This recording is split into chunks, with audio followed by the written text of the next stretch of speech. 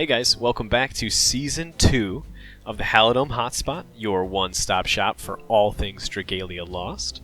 My name is Orthodox, your host, and joining me for our first episode of Season 2 is our very special guest and my good buddy, Quitte.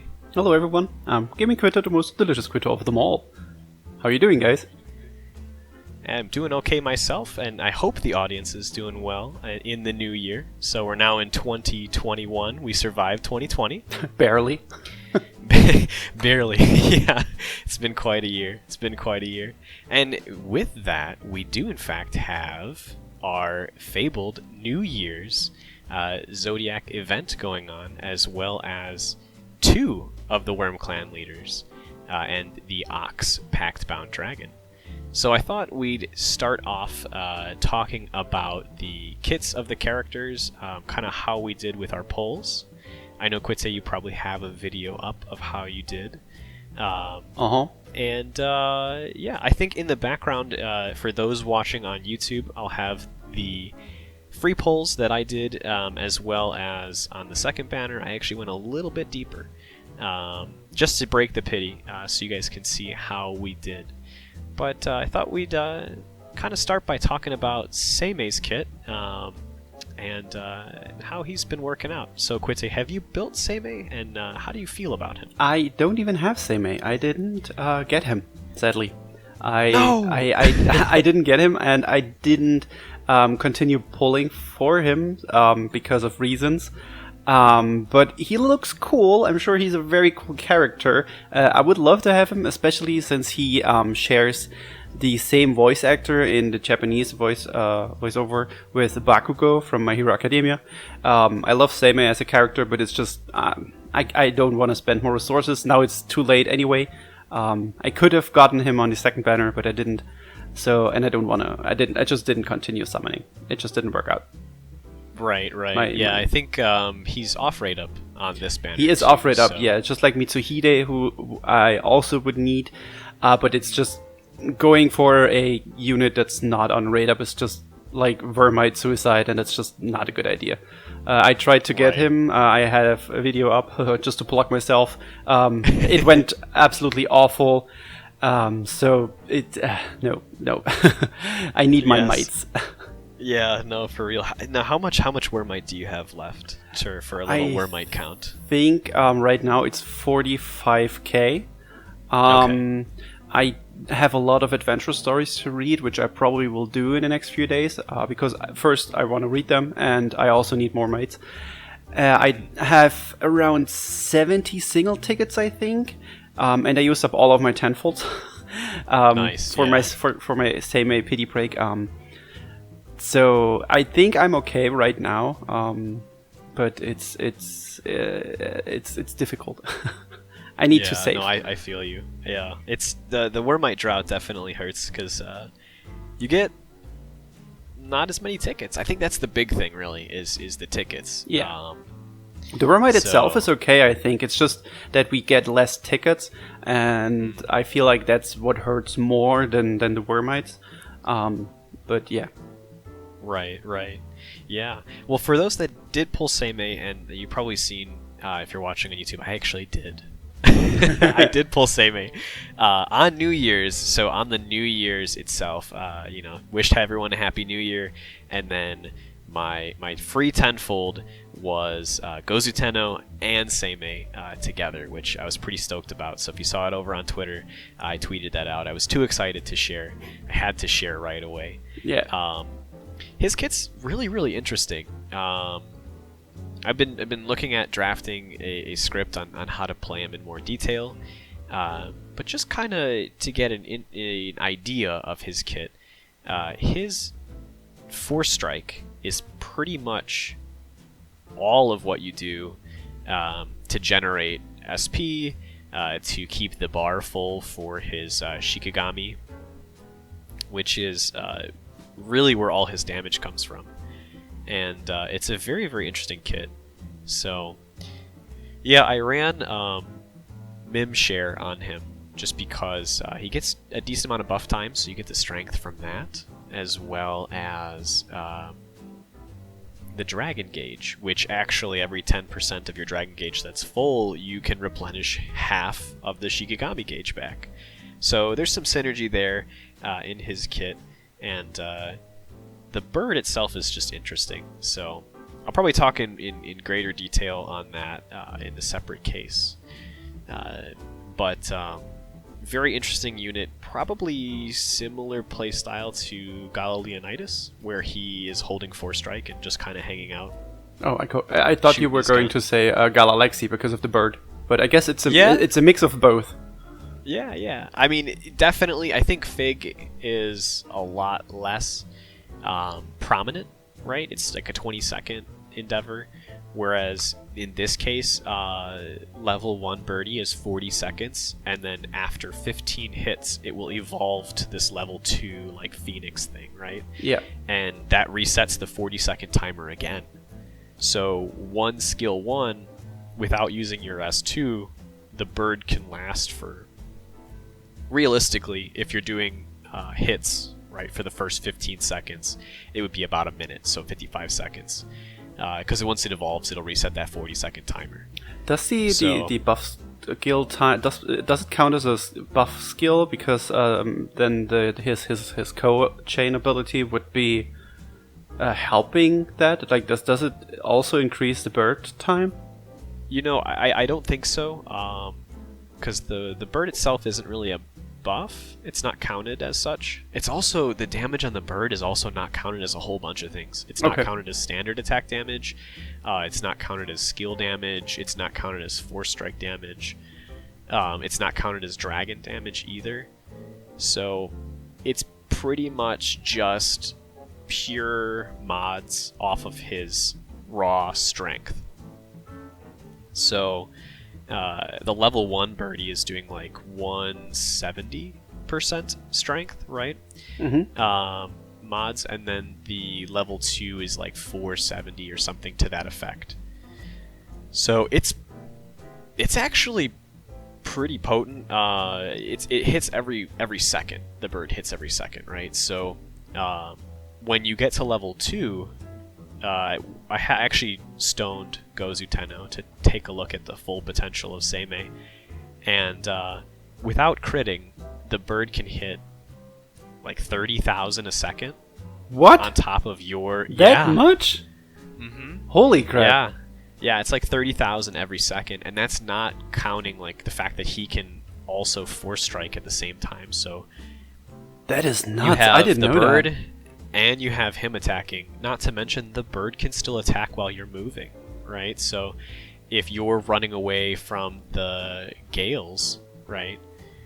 Those purple, little gales that follow you, the bird still attacks. So you're still doing damage throughout that, which is awesome, right? And then the modifiers for his S2, when you finally decide to send out the birdie, will,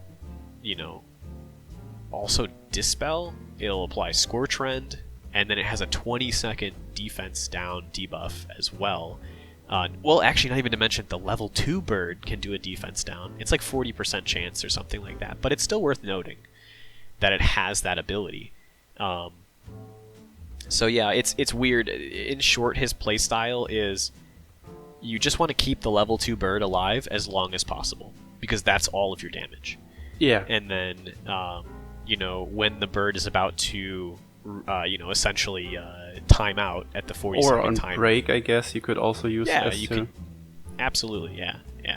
Those are good times to use the skill for S2. And then you just use shares whenever they're available. I found... The Agito weapon was just solid all around, because that weapon, the strength, the 40% strength, adds to the damage of the bird, which is where most of your damage is coming from. And then I was using I tried 2 different shares. I tried Xander's share for Frostbite Punisher, and then I also tried Gala Leonidas' share, which was for Scorch Rend. Oh, yeah. So... those were decent. I found better success with Xander's share, but that's just because of the sheer amount of buffs that Flame and just players in general like to hand out right now. We're very much in a double buff centric meta still, so right, and so that makes the value of Xander's share just that much better. So plus not only that, but the bird itself can take full advantage of punishers. So Frostbite Punisher, Burn Punisher, True. Scorch Rend Punisher, these are all things that make the bird stronger. Even stronger. Jesus. I just noticed that I haven't even watched a single video of Seimei, so maybe I should have done that. No. I mean, there hasn't been much talk about it. I think people initially just wrote him off, is what I was seeing. Since he isn't a skill damage heavy character, right? So like you would think that you should run Candy Couriers on him because he's a wand. But you don't need to, because the bird isn't going to be using skill damage, so why not just use strength and double down for that and force strike damage for his channeling abilities. So he's kind of like a weird build, kind of like how Monster Hunter Cerise is a weird build. In that way, like we don't build for skill damage. Yeah, they're different to build, and I find that very interesting, and I think that's something people should have in mind, to not only always focus on skill damage, because the same with Yoshitsune, which we will talk about in a second.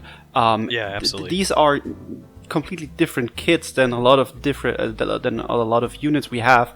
It's just they're built differently, and you can't just judge them by looking only at the skill damage. You have to look at the whole kit, at everything they do, to know, okay, this character could be good or not. So right, yeah. 100% agree. Yeah, there's so many factors that are involved now in determining whether or not a character is going to be good, and honestly, it could even just be their co-abilities, right? I mean, you don't necessarily have to be playing the character. The character could just have a really good backline, right? Like, yeah. As we mentioned with Seimei 2, he has the fabled Overdrive, Punisher, and Gauge Accelerator combo that was previously only seen on Mega Man.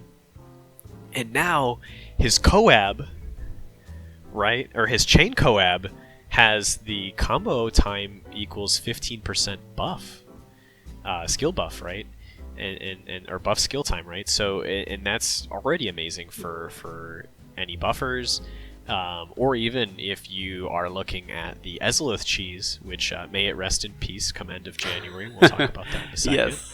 Yes. Because that does actually increase how long her very, very large, like 50% strength S2 self buff will last. I mean, so, even if you don't cheese it, it's still extremely good for her, because you can kill the overdrive bar faster and at the same time have her strength buff last longer. So absolutely, yeah, absolutely. That and just the fact that, as we talked about with Punishers, Overdrive Punisher, the higher up in difficulty for the boss fights that you go, the more active Overdrive is. And when Overdrive is live, that means the Punisher is also live, and since it's not tied to an affliction, you're not worrying about the affliction being capped, right? There will always be a chance for Overdrive Punisher to be active. It's like when you play Master Agito, like this is perfect because they are always in Overdrive. Not when they're on break, obviously, but I think they're always basically always on Overdrive. Pretty much, and then in Legend, it's just exclusively. Yeah, exclusively Overdrive. But for Volk, like when he hits Berserk, you want to kill the Overdrive bar as fast as possible. So right. Maybe the co-ability. I wouldn't say it's not worth using it on the backline, but the 10%. That the decrease in how fast the gauge decrease. No, the gauge decreases. Yeah, I'm stumbling with my words. Sorry, but you know what I mean, right? Like it could affect it a little bit. Right. It is. I mean, it essentially is optimal slotting for Legend. Still, in the fact that with Berserk, the whole goal is to melt that OD bar. Yeah. As fast as possible, and in very blunt terms, more damage equals faster OD melts. That is true, yeah, that is true. So the more Punisher you can have for over damage or overdrive, right? I've got over damage on my mind. It's such a good, Always. such a good skill. If you guys have seen the Golden Fafnir autos, I've been trying to fit that in. It's just really, really good. Yeah, it helps a lot. But yeah, I mean, as I was saying with OD Punish in general, it's very good, and obviously the goal of Berserk, which we might see again in the upcoming fight, right, in Legend Cayenne, is that you want that overdrive bar to melt as fast as possible so that you can win the fight. So in most cases, yeah, once you break that, once he's in Berserk, then the fight is done. So yeah, I think that pretty much covers it for Seimei, and we kind of mentioned briefly about the modifiers and judging a character for a character like Yoshitsune. So exactly. I guess again, Quitte, sounds to me like you pulled her. Yes, I got her actually on the first free tenfold, which ruined my plans of making a video, and at the same time helped me reduce the amount of Vermite I spent. Fun story, I actually wanted to still record everything and put it up on a channel, just free summons, but I didn't sleep very well in the last few days, so I was so sleep deprived that I completely forgot to record when I did my free summons. So oh no. But the rest was crap anyway, so it's I guess the first pull was the good one. Got Yoshitsune, very happy about that, and she plays amazing. She is so much fun, and at the same it's the same with her. With Seimei, you can't just look at her skills and say, oh, she's bad because she doesn't have high mods. She is just all about the auto attacks. Her skills aren't that great, especially her S1. Basically, when you use her first skill, she can either take 2 seconds, I think, or 2.5 seconds until she attacks, and the damage isn't so good. But you should actually rather use it as a counter, to counter the enemy attack. I think she does not take damage then, but you can only do it on red attacks, like you can't counter purple attacks. And right. You should, like, when you see the twins, for example, charge up a red skill, you get into the skill marker area, and you pop that S1 to attack the enemy, and you also buff yourself, I think, the attack rate by 15% by doing that. For 30 seconds. For 30 seconds, and that is amazing. It sadly does not stack with her other attack rate buff that she can have when she dodges an enemy attack. That would also only be 10%, so you always want to go for the 15%.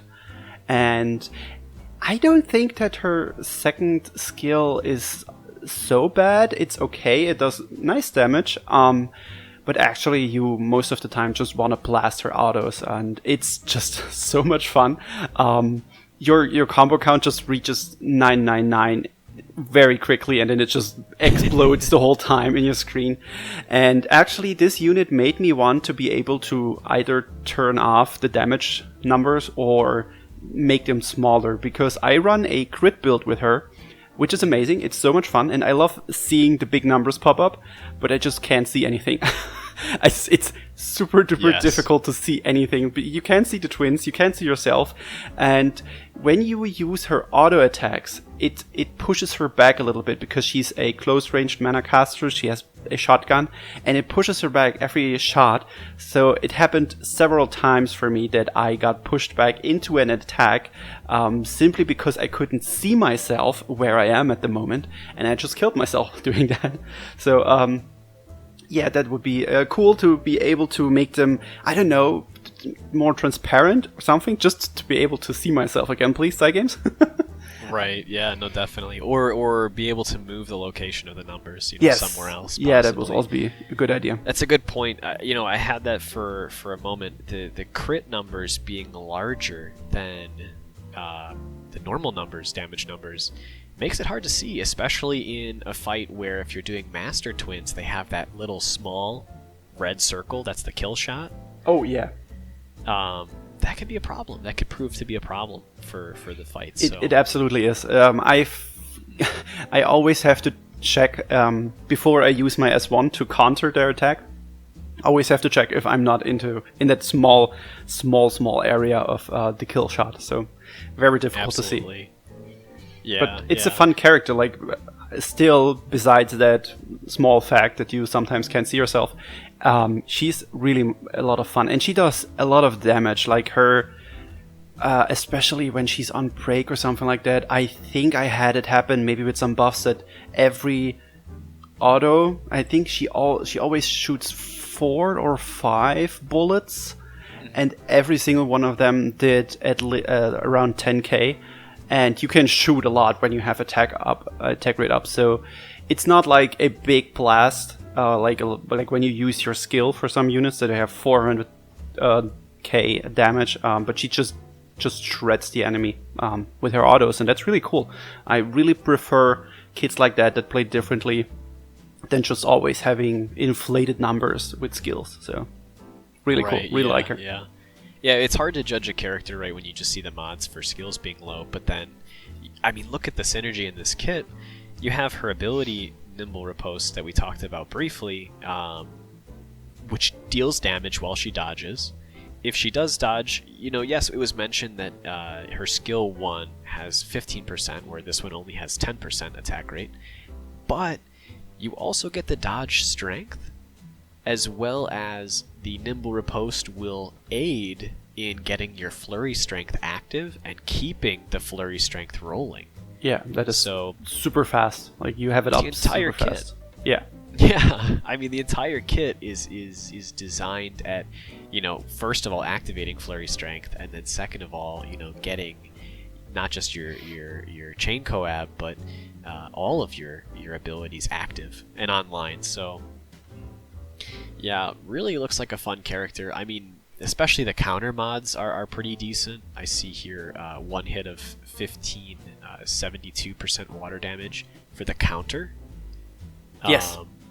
Which is pretty good, because you're already going to do 5 hits of 213, right? So that's already over 1,000. I mean, collectively is about, a little more than 2.6k, which is solid. Right, it's decent. It's a little higher SP cost through 3.8k, but again, as you mentioned, this character is more than her skills.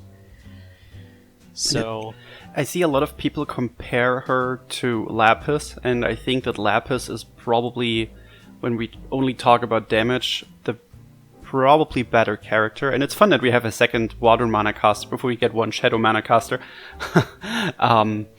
But they play completely differently, and I'm glad that I have both. It's just, both are extremely fun, and it's amazing that within just one weapon category, I mean, we have a lot of these characters, a lot of these examples, but it's just in one category, we have 2 characters that play just completely different, and I just love that. That's just amazing. Right. And hey, you know what? Nothing can stop you nowadays from just taking Lapis's fantastic flight and slapping it on Yoshitsune. That is also very true, yeah. And how thematic too, because you'll have like a backflip on top of these like blinking mechanics and the dashing and the parrying, or the riposte as it's called, right? Yes. So. Oh, and also Yoshitsune's skill 2 just looks really, really cool. Oh yeah. It kind of looks like the attack of... Oh, wait, from who was it?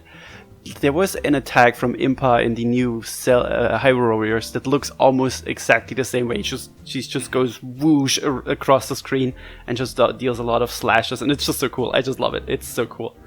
Yeah. For me, it's more akin to Kaching from Genshin Impact. Oh, true. I was thinking of her, not of yeah. Impa. I was thinking maybe Impa, but because Impa is also... But yeah, true. Kaching also is basically exactly the same. Right.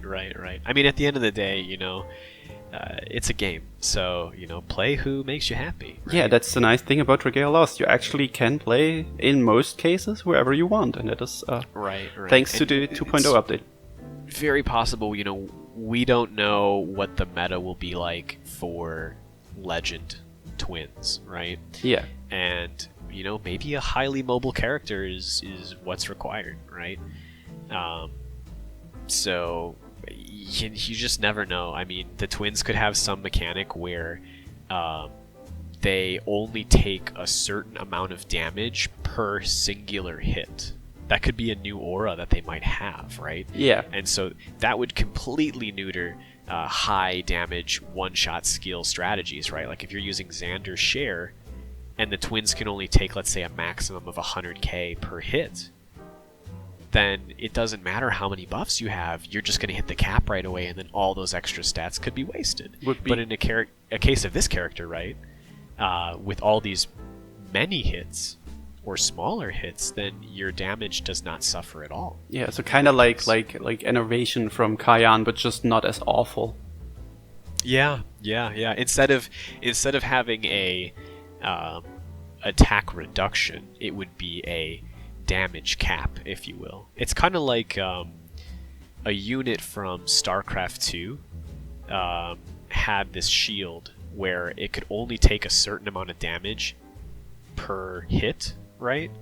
And then once the shield went down, it was just a normal unit that would take damage, but it was a good counter, right, to units that would have really strong hits that would take a long period of time to charge up, but it would get destroyed by units that would do a ton of small hits.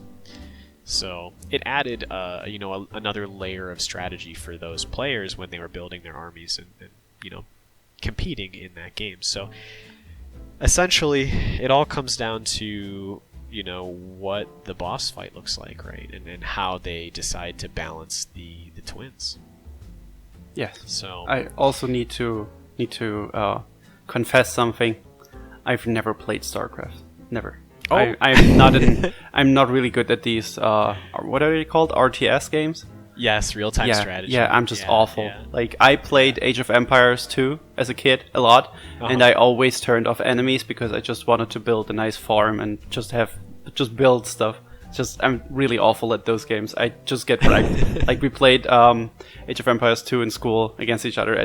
They destroyed me. Yeah. Just a small fun fact about me. I suck at these games. Oh no, they're so fun. They're so fun. It takes when you get it to a really competitive level, it takes a lot of skill. It's a very heavy skill game. Small decisions that you make really early on impact all of your resource allocation, right? Because it's all time based. Yeah, exactly. So, and I'm just awful with that. I'm just like, oh, I'm gonna build something nice, and then I build something nice there, and oh my god, I'm dead. So no, nothing for me. But it was back in like high school. Just as like a side note, it was really funny. I didn't play with a mouse. I played on a MacBook, and I had like the MacBook keyboard and a trackpad, and I made it to like plat in StarCraft. Ooh, nice. So it was goofy. It was StarCraft 2 at the time. I was having a lot of fun with it. But then once I got there, I couldn't go any faster. I didn't have a mouse. Yeah, I was doing everything through my keyboard, and it was just. I mean, I know that you do a lot of shortcuts with the keyboard, but when you can't click or fast enough and all of that, it's just, I think, that might hinder you. Yeah, holding control for me to do right click, it was very. We'll just say inefficient. Yeah. But yeah. So, yeah. But that kind of wraps the characters. We have then the dragon, which, in its entirety, I was mulling this over with the new dragon. At the moment, he has the skill for the 10% flame res down, like the reborn dragons do. And that's pretty good. I mean, the thing is, with Seimei, when I had his flame attuned damage dealt, right, like active, the 30% and the strength buffs and the punishers, I hit 8.5, not even 8.5, 850,000 damage, so almost 1 million, right? Yeah. Damage, and that was not on break at the time from just the dragon skill. Dang. Okay. So, his dragon skill hits really hard. It's really, really good. And then the bigger thing is for characters that hold the Force Strike, which, I mean, you could just manually do to activate the skill itself. Obviously, it was tailored for Seimei. Yes. Since you're just holding Force Strike regardless, right? Yeah, exactly. But the only other unit that I see that really could take advantage is we talked about this in the Discord as well. So if you guys, listeners, of course, if you have not joined the Discord, be sure to do so. Link will be in the description. You can come join us in conversation there as well in real time. But it was Monster Hunter Berserker. So he does also hold 4 strike for a long period of time, and you'd be able to do that, and get the bonus. So now you have 70% strength with the 30%, bonus flame damage that you get. So that's pretty interesting. I was going to go ahead and test that. I haven't gotten around to it, to doing so, but I thought it would be interesting to try it out and see how much stronger he got from that. Because remember, Monster Hunter Berserker also has the Devastator, the reduced defense Devastator, right, for the 20% crit that he gets. I wouldn't know. I don't have him. No! Quitte, no! The Monster Hunter banners completely screwed me over. I didn't get Cerise, I didn't get Monster Hunter Berserker. I got Vanessa, at least, but the rest was just... Well, I don't want to talk about Vanessa. She's the best one, so no worries. Quitte. Yeah, I'll tell you I know. But yeah, please go on. Oh no, yeah. So I was thinking about playing that strategy, right? Because you have the Force Strike Affinity Prince now as well. You can go beyond the 50% Force Strike bonus. And Quitte, I did get all the units on the Monster Hunter Collab, so I apologize. I'm very happy for you. It's okay. I'm just a little bit jealous, but it's okay. I forgive you. I'll have to just test it with Cerise's Hunter Cerise's skill share for the extra 100% Force Strike damage. And we'll have to test it with Berserker to see that. I think that'd be really fun, to see if it's worth his benefit. Because the thing also about Berserker is that when he's charging his Force Strike, he does not get knocked back. So you cannot interrupt his Force Strike by that effect. So, and then of course his little chain coab is when he takes damage, the next Force Strike he deals will do an additional 20% damage. Does it work when you take damage while doing the Force Strike? Yes, as long as the Force Strike does not connect. Oh, okay. So if you're swinging and you take damage, you should be good. But while charging it and you take damage because you don't get knocked back, right? Then that's correct. Yeah. Okay, that is cool. When you execute the swing, you'll get 20% more damage on it, which is pretty cool. So, yeah, very, very unique character. I really hope that they do a rerun for Monster Hunter, just because of how unique these characters were and how exciting they were. Yes, very big possibility with Monster Hunter Rise. Oh, true. Maybe we'll get something then. That would be cool. That would be really cool. I'm very excited for this. I need to play the demo. It looked really good. Mm-hmm. Yeah, it definitely did. So, yeah, but that pretty much wraps up the characters for New Year's. We have on this month, we have Morsayati coming back.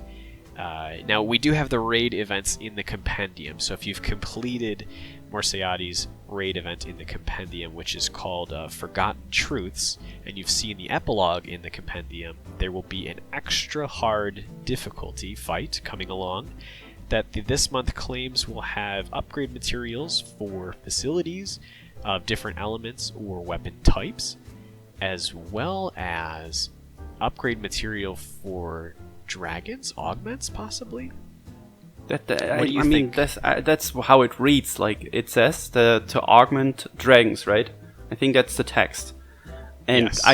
They could have used to power up dragons or to increase strength for dragons or anything, and they chose to say augment.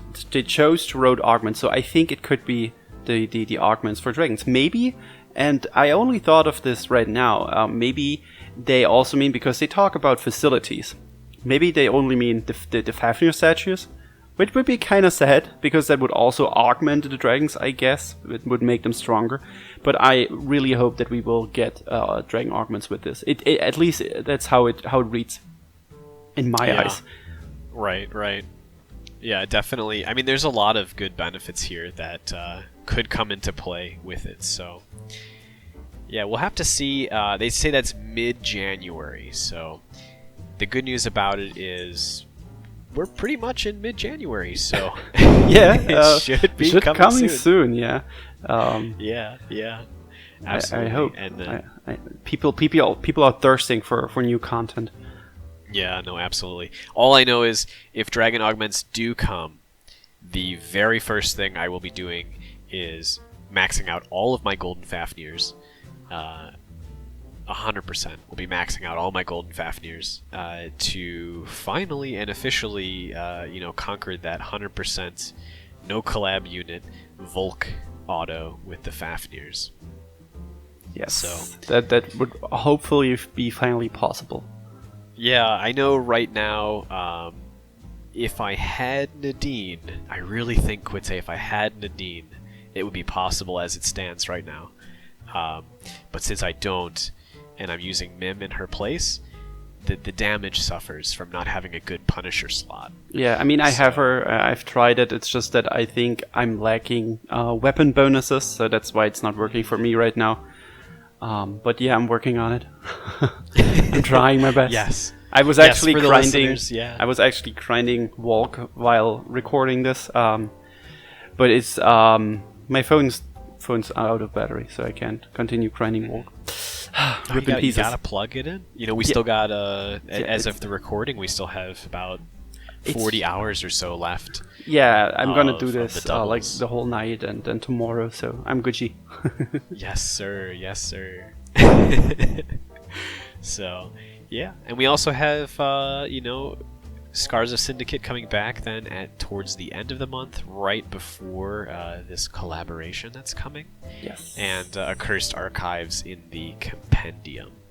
Really good events, by the way. Like Scars of Syndicate, the final boss is, the raid boss itself is a bit meh. It's still a good fight. It was basically a reskin of, and I'm not gonna even try to say the name of, no idea what he's called. Like, it was a weird name, like one of the first events.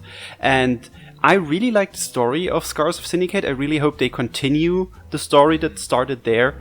It has such an amazing song from Mad Kid. I think it's called Get Up. It's on Spotify. It's an amazing song. I listen to it actually very often. I just love the song so much. And with the Scars of Syndicate event, a new trend started. Intrigale Lost, like that we get a new theme song, and a really good theme song with every event. I don't think that was a thing before Scars of Syndicate. Maybe with where are the characters from? Oh, what was it called? Like where Sha Wu Jing and all of them, like with the Goku character. Yeah, that was. Gosh, I can't think of the name either.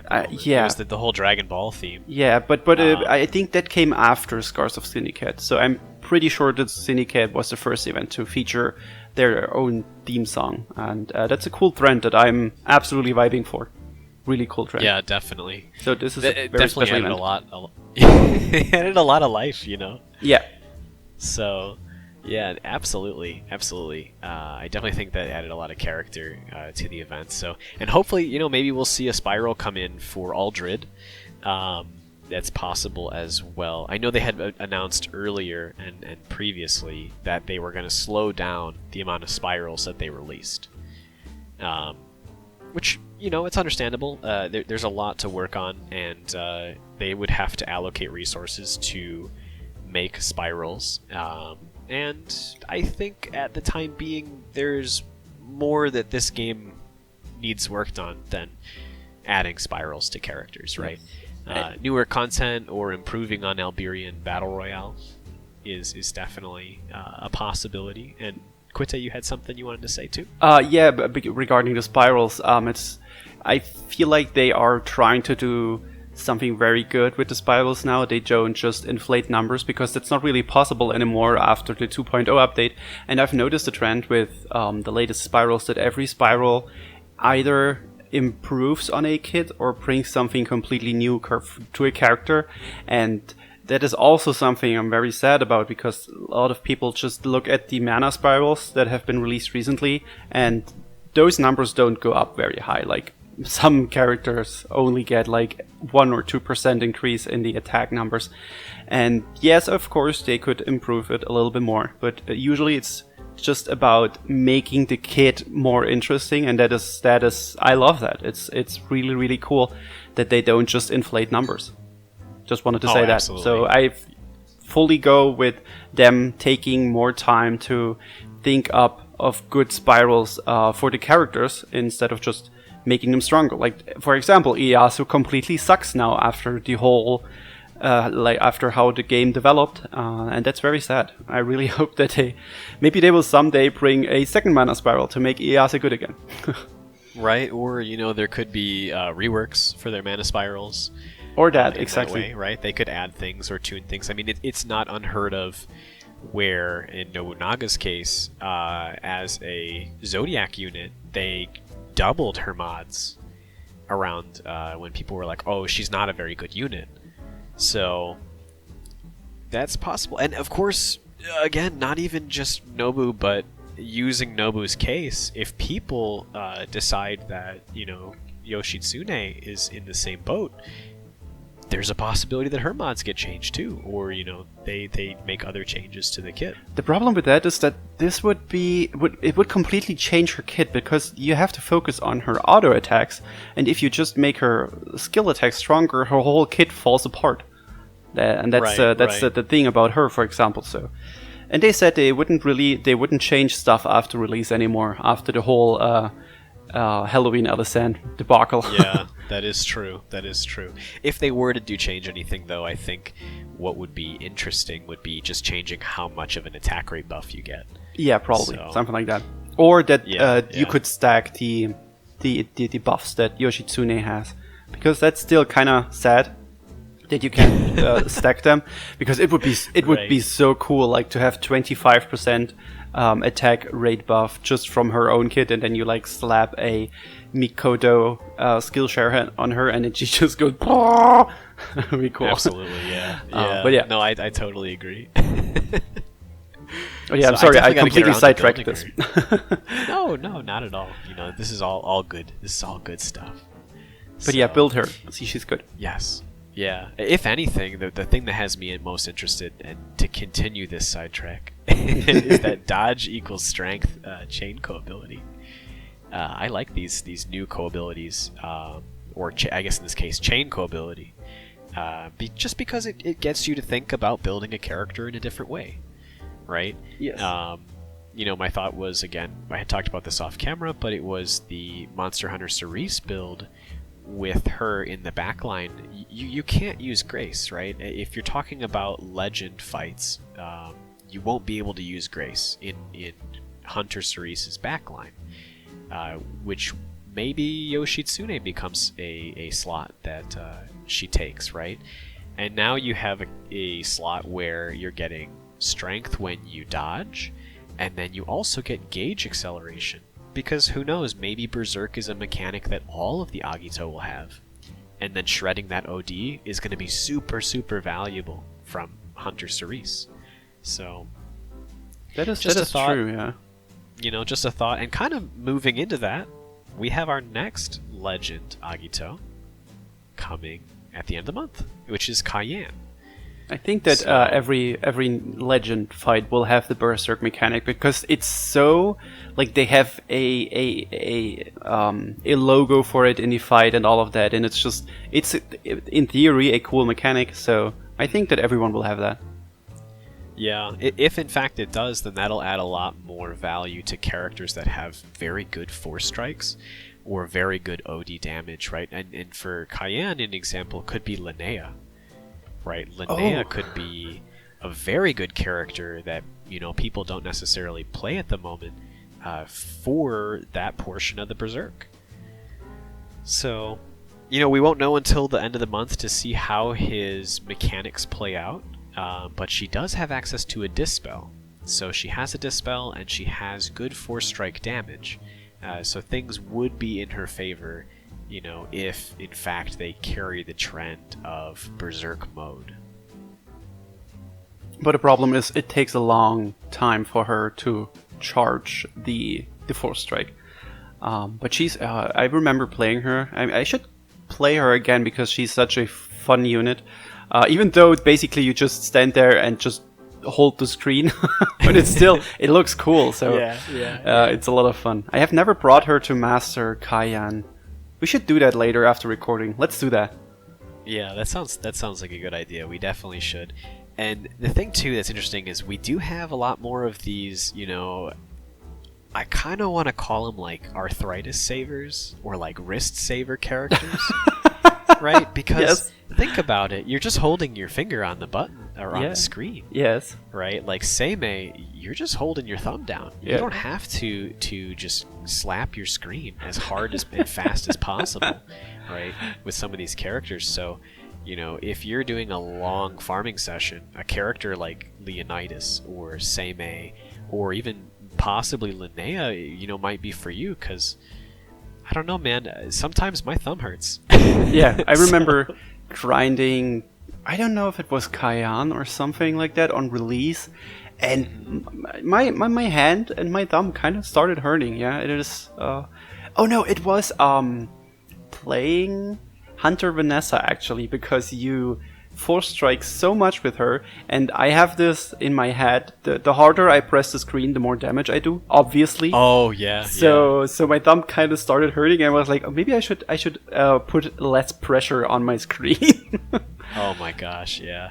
No, when I first started playing Expert Volk, when that was big, I played Yuden, the spiraled version of Yuden, right when he first came out. Mm-hmm. And the C2 Force Strike destroyed my thumb. I had a thing where my hand hurt so bad, I had put my phone down. I was like, I gotta take a break. I'm gonna ice my hand. Like, oh crap! I'm done. Like I'm done farming right now. Like, oh, that is not good. Yeah, word for the listeners, you know, take care of yourself. Yeah, take care of your hand. breaks. Like even when farming, take breaks. It's very important. Like as you said, you don't want to get arthritis. Is it called in English? I think. Yeah. You don't want to get that just by playing a mobile game. Just imagine that visit at the doctors. How did you get arthritis? Like you were at home the whole time. Yeah, I was playing phone games. Have you played Trigger Lost? Holy crap! And they're like, oh yeah, I know that. You're not the first one to come here because of that. Yeah, their new catchphrase, we are Agito, we are arthritis. You know? We will make your thumb hurt. Oh my gosh, yeah. But, you know, rotating back into the Legend fights, we did notice an update actually came through for Legend Volk. And this will retroactively affect the fight. By the end of the month, you will no longer be able to use any dragon, for that matter, that is not flame. So, you know, rest in peace, the Ezlith cheese, as we had mentioned before.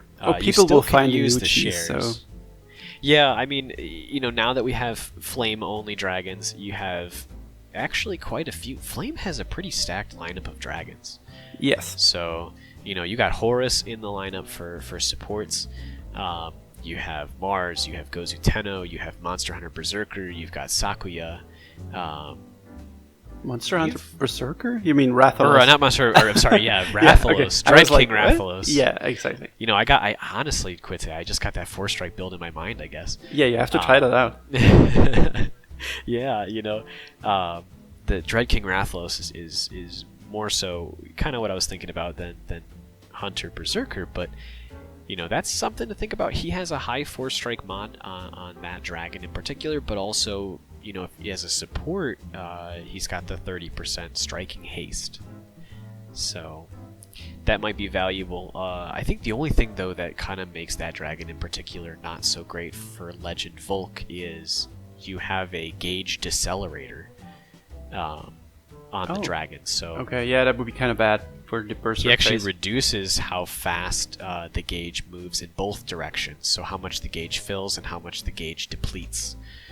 So not necessarily the best synergy for that fight beyond, you know, the striking haste, but as a support, I mean, if you were using him in that way, it's not like you're really going to be having that much impact on the OD bar anyway. That is true. So, but yeah, I imagine that this is, you know, foreshadowing for the other fights to be element locked to dragon as well. Yes. I mean, honestly, Quitte, think about it. Padia and Bunny in Master Cayenne. Do they do that? You know, like... I rarely play Master Cayenne. Master Cayenne could be real good with that. I think the other thing is in Legend, right? If you had something like that, because Padia is the queen of double buffing. You know, with how fast she can get the skill out. Plus, now in Shadow they have the 30% attack rate increase, so all of the skills are going to charge that much faster on top of the zones. So. Yeah, I think it was good. This is overall a better way for Cygames to balance these fights and to make them what they claimed them to be, right? I mean, these are challenging endgame fights. Yeah. So they're not meant to be farmed to the extent that we would, all the other fights. And that much is okay. I think in its entirety, it takes... I think about 30 runs if you don't include the weeklies, and then you've gotten every single upgrade for every single weapon. And then you're give done. Or take. Yeah. Yeah. So, and then you're just done, right? And if you think about it, right, I mean, if you are an endgame player and you've played at least once a week for Legend Volk being out, it's been a little bit since he's been out. Mm-hmm. And then we'll see Cayenne, and then I think in 2 months we'll see the next Legend fight, right? So there's plenty of time with weeklies to just get the weapons that you want accomplished and the bonuses that you want out of it. So I have to say something very controversial here. Sure, I really hope that the next series of boss fights will also be completely elemental locked. Just to not have a craze situation there again, so we can have more. So maybe we can have another craze type character for Flame, for example, just to spice up things a little bit. And I know not everyone thinks like that. I've read people that said, "Oh, I don't want that for the next fights." But I think that stuff should stay in its own element. And I know it's kind of sad because that is counterproductive to people being creative. I fully understand that. So it makes you... It kind of takes away the ability to come up with creative teams. But I think in overall balancing, it is better for the fights to be elemental locked. But that's just my opinion. Yeah. I mean, there is something of note that's interesting. In Grand Blue Fantasy, there's a character that changes the opponent's elements. Oh, okay. So, if we ever got a character that could do something like that, even if it was only briefly, that'd be interesting, right? I mean, maybe if it's a fire character and it's still changed briefly to water, it would still be doing fire damage, right? But then at least your team could hit for super effective, right? If you were wind. That is true, yeah. That. There could be some value there. Obviously, we have a whole can of worms with share skills and how good some of the dragons of the other elements are. Especially the bunnies, yeah. So, this is something where I wouldn't say it's necessarily an oversight, but we had a lot of severely impressive changes, right? Like share skill changes. Co-chains. What else was changed? I mean, Wormprint system. Weapons changing. Even the Agito weapons getting rebalanced, right? All of them improving how much of a bonus they give. All these things happen so quickly and close together. Yeah, just the whole last year was full of changes. Yes, yeah. So, I think every 3 months we had some significant change happen to the game. And of course, fights that were designed without share skills in mind or without chain co-abilities in mind definitely got a lot easier or definitely became cheesable through these strategies, right? Like the whole idea of the Karina cheese, the Ezlith cheese, the Veronica cheese is all made possible by share skills. So, That and now Worm Prince being 5 slots, which is just insane. Yeah. I mean, it's really, really good. So, yeah, it is what it is. To round out the month though, we did get an announcement for Persona 5 Strikers collab. Persona, baby! Quitte, I know I've heard through the grapevine that you've been a little bit excited about it. Oh, just a little bit? I'm super excited. Saw your reaction video. Oh, dude, I had to. Oh, you know what I hate? I'm not a big. I love reaction videos, but I'm not a big fan of people just screaming into the mic. So during the whole watching it, and I mean it was just 2 minutes or something like that, I really had to restrain myself because I was so excited. I think that was part where I was just not saying anything because I was so just so moment, and I had to contain screaming because it's just, I know that it's annoying when someone just screams into the mic. But I'm so excited for it. I love Persona. I love Persona 5, and I know that the fandom sometimes is a bit difficult. So people, there's a lot of people who just hate the game because of the fandom. It's the same with Undertale. And to go even further back with Homestuck, I think it was called. Never played it, but it was an interesting fan community. And I think it's the same with Persona 5, that it became so big and so beloved by so many people that there's, of course, some people there that are not so... that are a bit difficult, let's just say it like that. And that makes people dislike the whole Persona franchise. And I've seen some people be really mean about the collab, interestingly, to say that it shouldn't be Intrigale Lost, and I do not understand that because it's... especially since Persona 5 is such a huge thing, there's so many people now recognizing the existence of Intrigale Lost and starting to play. Like, I've seen several posts where people said, I want to join and play this game just because of Persona 5, and that is amazing. Like, that's the main goal of a collab like that, to get new people into the game. And people always say, oh, Intrigale Lost is dead, which is bullshit. I'm sorry, you have to bleep that out. I'm in my rage mode right now. We'll leave it in. We'll leave it in. It's a teen-rated game, baby. Okay. And the game is doing fine, and this is kind of proof of that, because I don't think that Atlus would make a collab with a game that's dead, and it pushes the game even further, and that is amazing. I need to calm down a bit. No, I'm sorry. It's totally okay. The second it's about Persona, I just explode. So yeah, my girlfriend actually started playing Persona 5 finally after me nagging her for a year, and it's amazing to just. I even sat down to just watch some of it because I just love the game so much, even though I've already played it twice. So. Yeah. I'm sorry. I need to.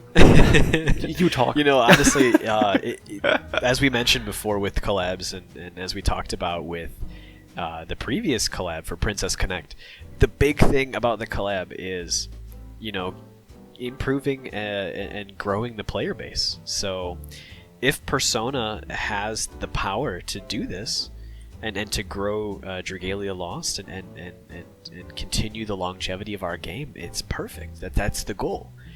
So I'm all for it. I actually have never, played a Persona game, so I know that's probably like a heinous crime. You definitely should. Persona 4 is on PC, for example. So you should definitely play that at least.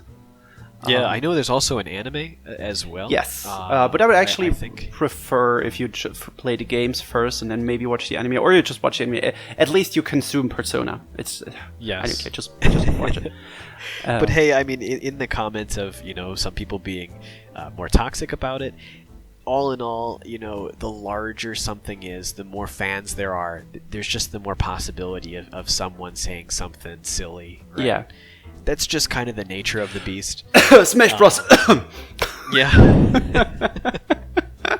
Yeah, it's true. I mean, when you have something that's really popular and you have a lot of people really invested and really passionate about it, a lot of times feelings get interjected. Yeah, so just like with me, I just get excited, but yes, and we're all here for it. We're all here for it. So. Oh, actually, fun fact, because you said that Persona 5, a collab like that draws people in.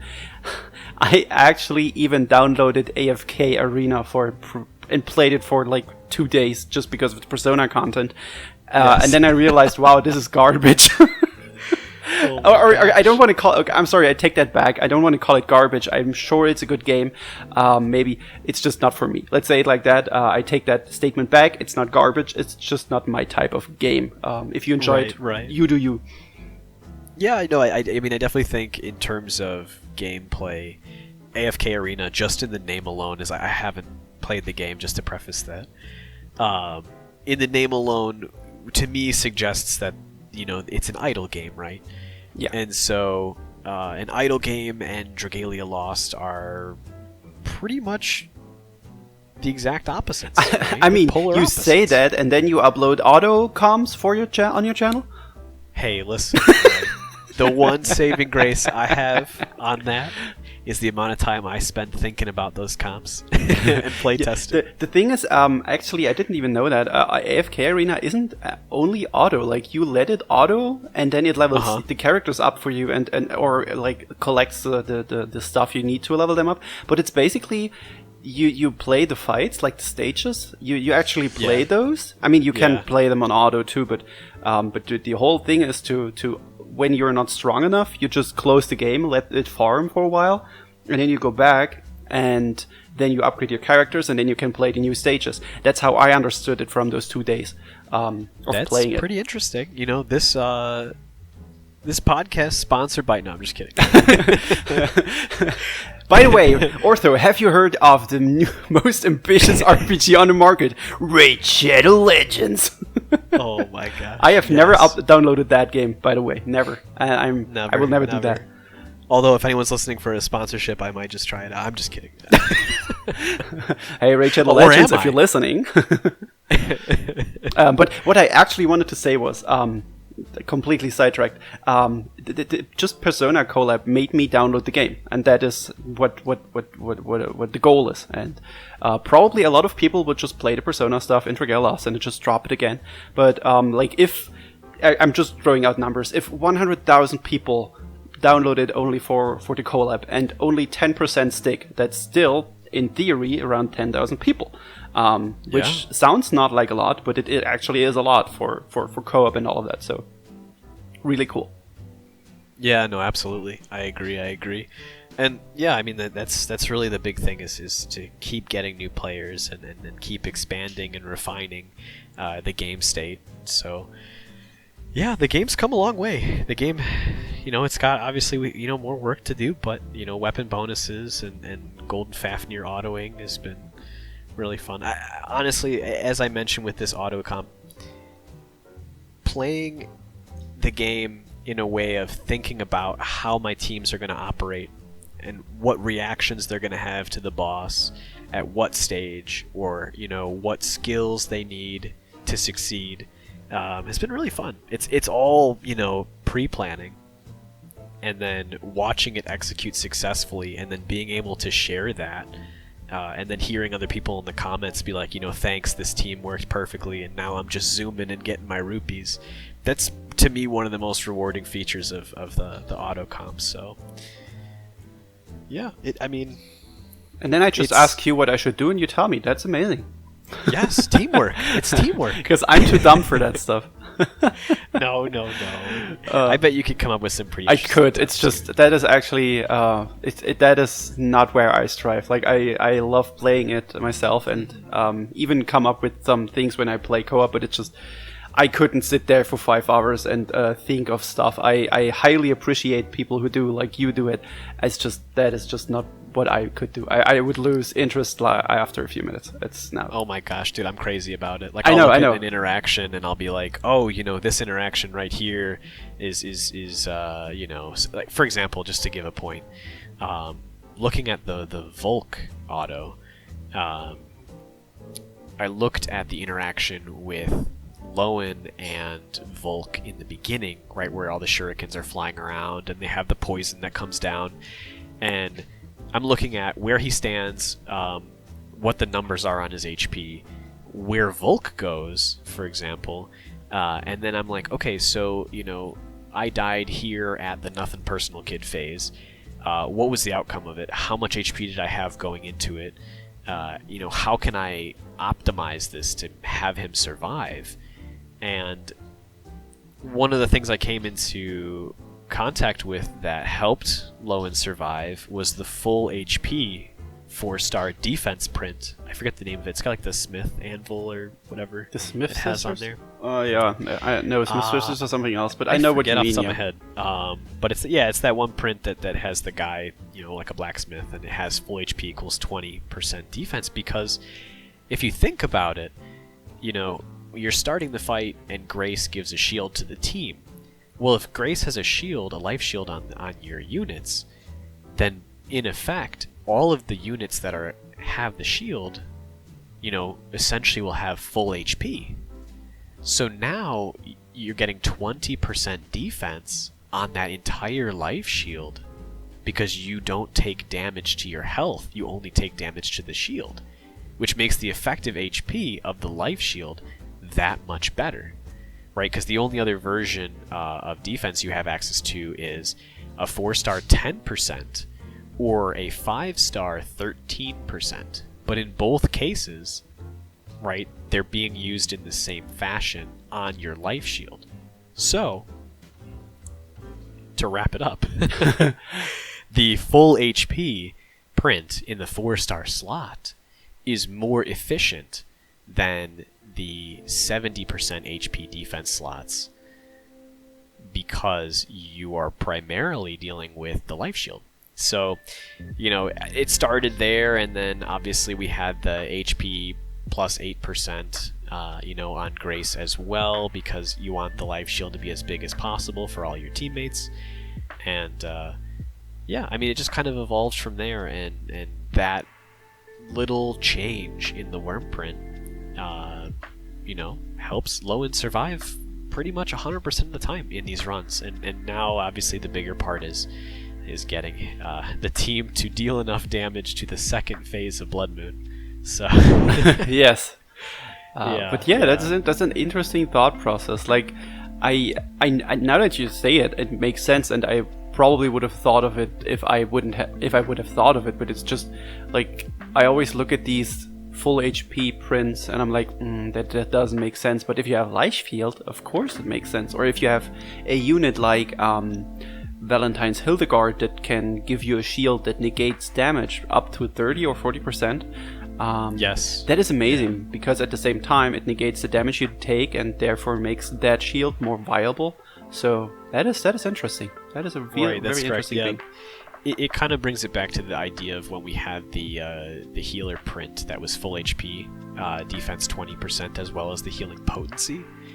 Obviously, as a healer, when you replenish your HP back to full, it turns that defensive bonus back on. And nowadays, you can re-proc this with healing double buff, right? Or just heals from the healer himself, in this case, Halloween Lowen. And then, of course, the effective value of the life shield as another avenue for use of this full HP defense. So, unfortunately, it doesn't work on Grace as she cuts her HP down. Yes. But, typically she's not the lead unit, so you can, in fact, put that full HP on most of your lead units as long as you have the life shield, and again, it increases the effectiveness of your life shield, so... That is crazy. Yeah, I never thought of that, but cool. Maybe I should start using those prints too. Yeah, obviously, if you guys, if you want Quitte, I've been looking at drafting up a script, talking about just different nuances on the fights or print efficiency for autoing. So again, for the listeners as well, if you guys are interested in something like that, let me know in the comments below. As we are actually Quitte, it is time. It's time for this week, so we are pretty much done. So, Quitte, I wanted to thank you for joining me. Yes. On thank the you first episode back. Yeah. Is there anything that you'd like to say to the listeners? I hope you had a nice New Year's, everyone. Thank you guys for listening. Of course, I'm gonna plug myself again. Check out my channel. I do weird stuff sometimes, but mostly new stuff. I also have and I have to say that because I really like the series, a series about Battle Royale. Intragale Lost. I put a lot of work in there. I would highly appreciate it if you would check it out. And yeah, just follow me on Twitter. And of course, I'm also in the Discord, so please talk to me there. I'm sometimes very lonely. Yes, absolutely. And yeah, thank guys, you for having me. Yeah, definitely go ahead, follow Quitte on Twitter, subscribe. He is up and coming. Quitte, how many subscribers are you at now at the date of recording? Almost 650, I think. Yes, my man is growing a little bit. So yeah, if you guys want to know the latest and greatest on what's happening in the game as soon as it happens, and follow Quitte on all the wacky stuff that he does, be sure to subscribe to his channel. Click the bell. All right, do this for me, okay? Click the bell on his channel. Follow him on Twitter. All right, and then don't forget, guys, as well for me. Let me know what or whom maybe you guys would like to see next on the podcast. And as well, don't forget to drop a like, subscribe to the channel. As always, we're about to hit that 1,000 mark. Got a birthday stream coming up. Maybe Remy makes an appearance. Maybe Remy. There's a face reveal. And yeah, so thanks so much for watching, guys. And Quitte, thank you for coming on and spending some time with me. I love to. We'll see you guys in the next one. Bye-bye.